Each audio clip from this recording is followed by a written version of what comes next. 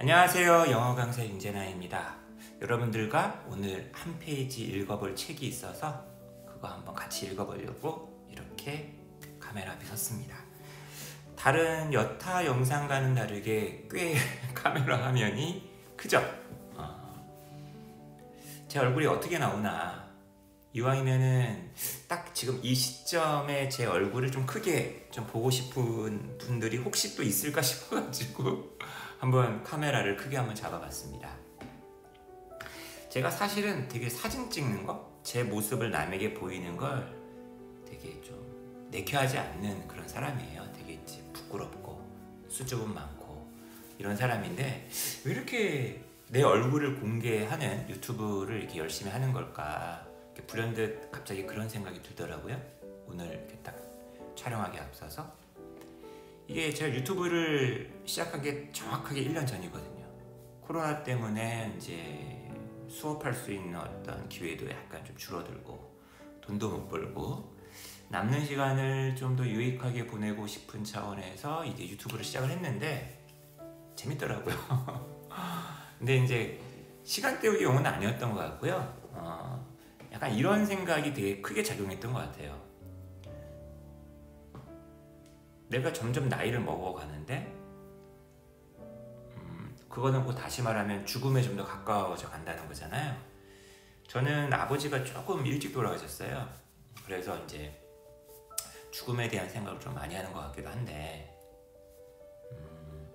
내가 혹여라도 안 좋은 일 때문에 갑자기 이제 죽을 수 있잖아요.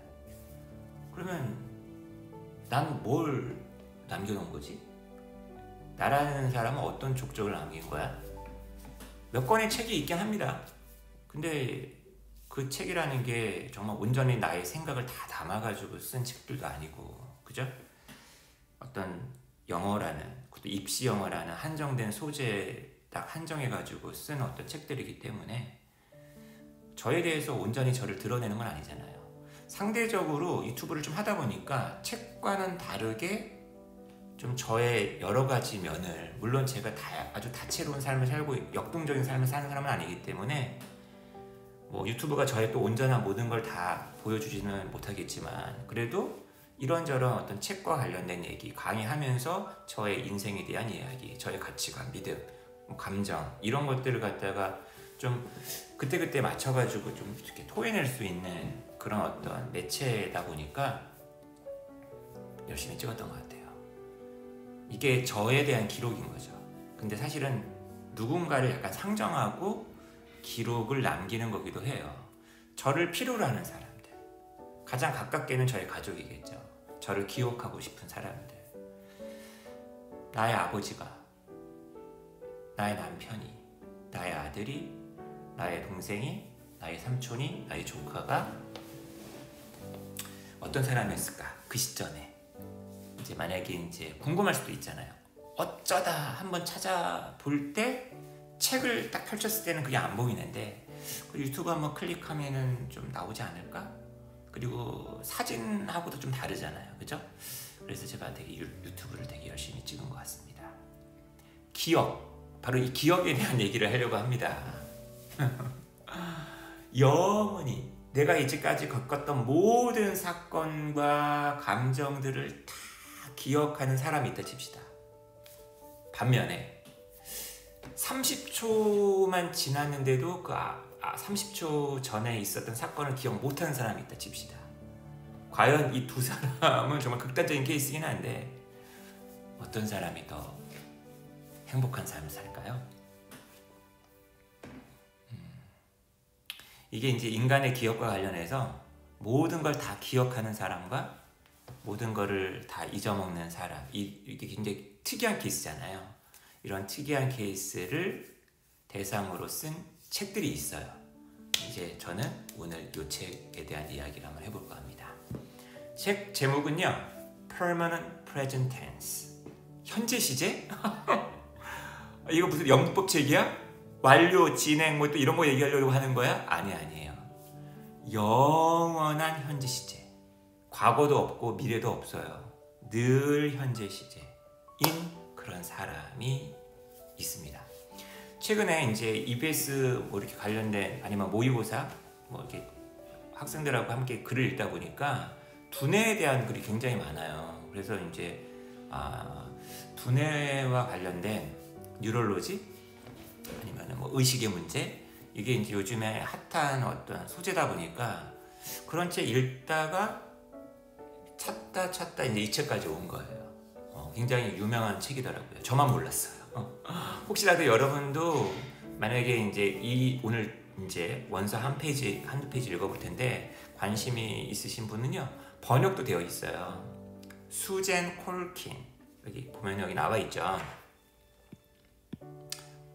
수젠 콜킨 그 사람을 대상으로 연구를 한 어떤 여성 과학자인데 이분의 이제 책이 2014년, 2019년 이렇게 번역이 계속 개정되어 가지고 2019년도에도 나왔으니까 관심이 있으신 분은 한번 읽어보시기 바라겠습니다. 잠깐 이 책 소개 잠깐만 한번 해볼까요? 책 제목은 이렇게 되어 있고요. 잠깐만요.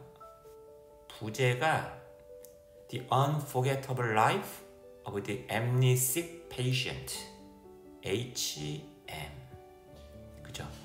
환자 이름이 HM이에요. 그러니까 이제 연구할 때만 하더라도 실명이 공개가 되지 않았는데 이분이 이제 2008년도에 이제 돌아가시면서 실제 이제 이름이 이제 나오게 되는 거죠. 자 보겠습니다. 1953년 27세 헨리 구스탑 몰레이슨이란 사람은 이분이 간질이 되게 심했나 봐요. 간질이 너무 심해가지고 죽을 수도 있으니까 간질이라도 좀 완화시켜서 이제 생명을 연장시키려고 여기 두개골을 뚫어가지고 간질을 일으키는 어떤 그 부위를 갖다 잘라낸 절단합니다. 그죠? 그래서 이제 간질이 많이 완화되거든요. 실험에 수술에 성공한 거죠. 근데 문제는 그 이후였죠. 자, 여기 Psychosurgical Procedure 이것을 했는데 어떤 노력이었냐면은 그의 어떤 굉장히 이 사람을 쇠잔케 하는 그 에필랩시 간질을 갖다가 엘리베이트 완화시키기 위한 노력으로 이제 여기를 갖다 제거했다는 거예요. 결과는 예상치 못했어요. 헨리가 깨어났을 때 새로운 기억을 갖다 형성할 수 없었다는 거죠. 그래서 평생 동안 그죠? 현재에 탁 포획된 이게 뭘까요, 여러분? 과거도 없고 미래도 없는 삶이라는 게 도대체 뭘까요, 여러분? 늘 현재에 살고 있는 거예요. 과거에 대한 추억이 없다 보니까 아픔도 없는 거죠. 그리고 미래에 대한 걱정, 불안도 없다 보니까 행복한 거죠. 나름 좀 행복하게 살았다고 해요. 그리고 이런 어떤 뇌과학을 연구하는 연구하는 학자들에게 굉장히 적극적으로 협조를 하면서 뇌과학에도 되게 일조하고 그리고 평상시에 어떤 그 사람은 굉장히 유쾌하고 되게 호의적이고 되게 늘 되게 친절하고 이런 사람이었다고 합니다. 근데 과연 기억이 없는 삶이라는 게 과연 어떤 걸까? 전 도저히 상상이 안 되거든요. 자, 한번 계속 한번 읽어볼게요. 책 속의 부분만. 헨리의 이런 비극은 인류에게는 하나의 선물임이 이제 증명이 되죠. 아주 유명한 저명한 어떤 신경과학자였던 수젠 콜킨이 이 책에서 설명을 한다는 거예요. 그녀와 그녀의 동료들이 이제 아주 보여주는 거죠. 헨리의 이런 큰 기억 손실과 하지만 그럼에도 남아있는 그의 어떤 지능, 그죠? 사이의 어떤 날카로운 어떤 대비 이것에 이제 이걸 조명을 합니다. 이런 새로운 통찰 어떤 통찰이냐면은 기억의 어떤 능력은 특수한 어떤 두뇌 구역 안에 있다라는 여기에 있다라는 어떤 새로운 통찰. 그러니까 기억이라는 기억 장소가 있다는 거예요. 이것은 그 메모리에 대한 어떤 과학을 갖다가 혁명화시켰다. 그래서 이분께서 보세요. 1953년에 이런 수술 받으셨는데 2008년에 돌아가시거든요. 그때까지는 이니셜인 HM으로만 이제 알려지게 됐는데 이게 이제 신경과학이라는 어떤 어떻게 보면 좀 새로운 학문이죠. 시행착오도 되게 많았을 테고 처음에는 그죠? 이런 스파이럴링한 어떤 필드의 아주 결정적인 그리고 굉장히 많이 언급이 되고 참조가 되는 그런 어떤 하나의 어떤 예로서 이제 지금 기억되고 있죠. 그러면서 이제 쭉 이 책 소개 부분은 이제 여러분들이 한번 읽어보시면 좋을 것 같고요. 저는 본문 중에 한 대목을 한번 여러분들과 한번 읽어볼까 합니다.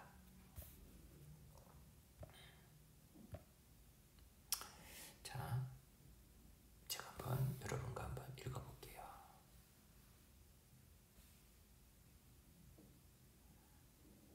중간에 막 이제 이런 대목이 있어요.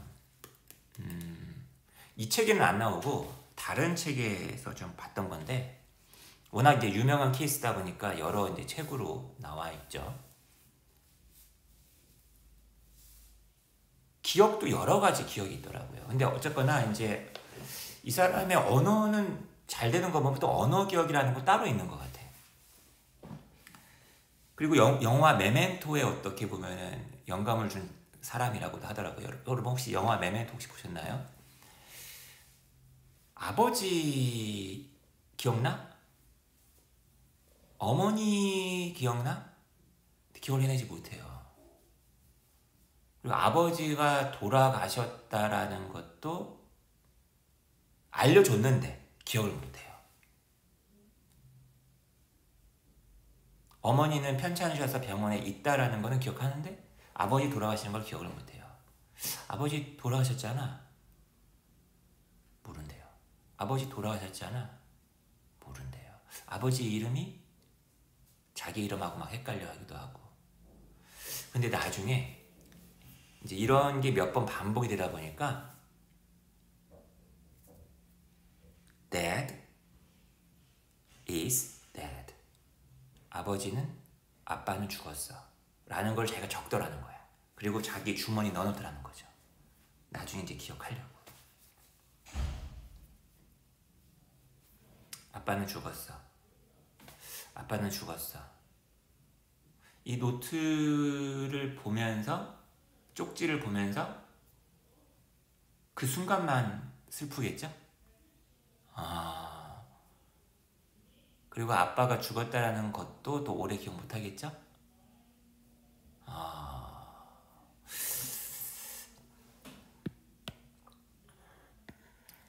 자, 여기 한번 읽어볼게요.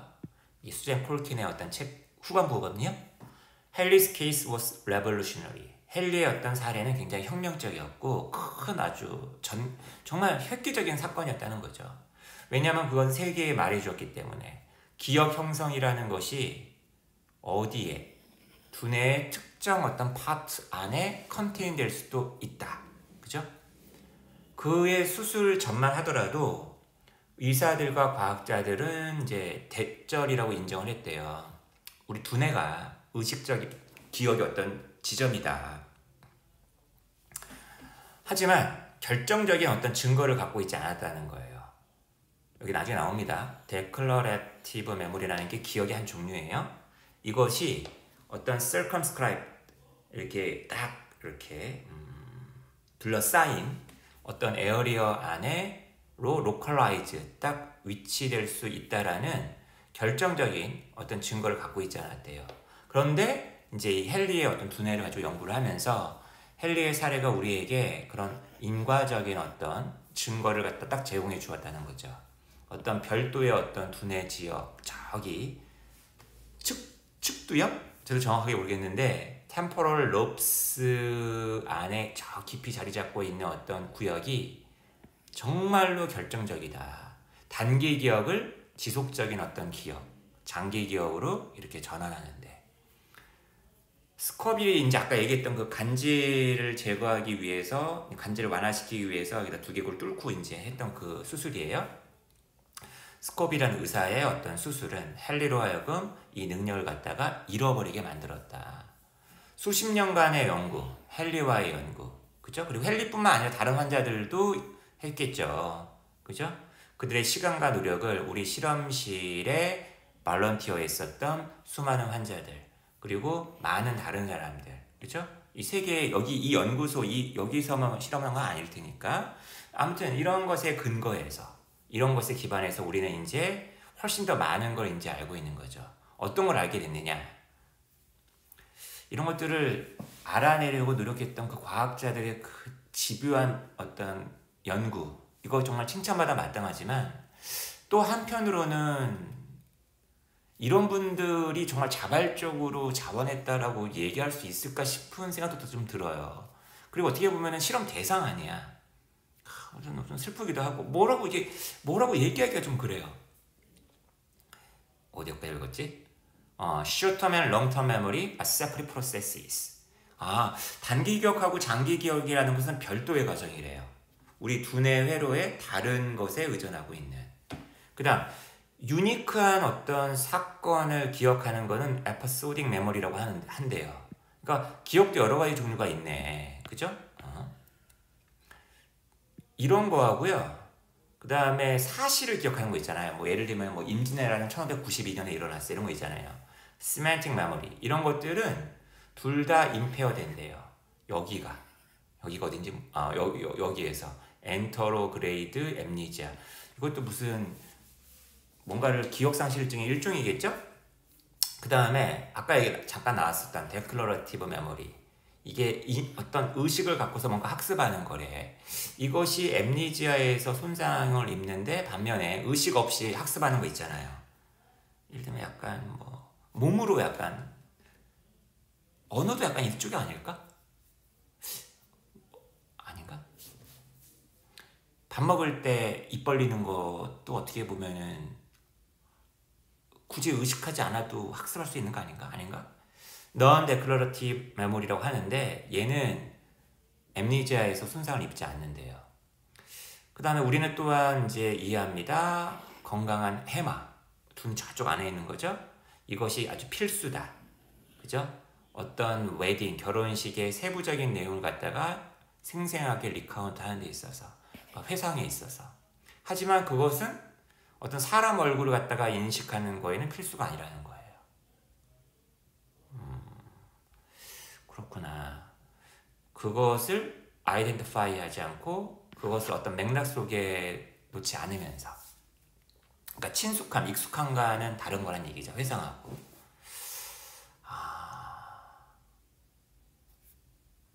이런 어떤 기억들의 다양한 종류들이 있다라는 것을 이 헨리가 이제 보여줬다는 거죠. 헨리의 인생은 어떻게 보면은 그렇게 쓰이고 갔네요. 그죠?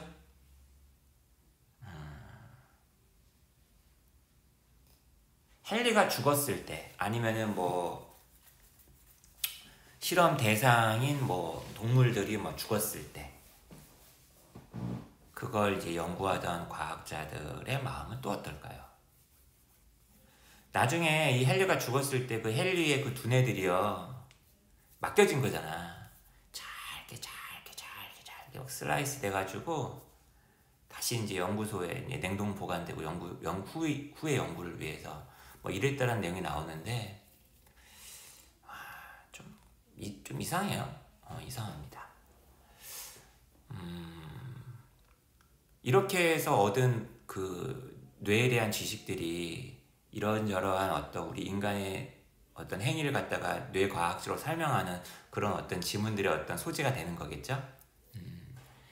재밌네요. 이런 배경이 있다라고 하니까 좀 더 이 책에 대해서 좀 관심이 있으신 분들은요 한번 책을 더 찾아가지고 한번 읽어보실 것을 권장하는 바입니다.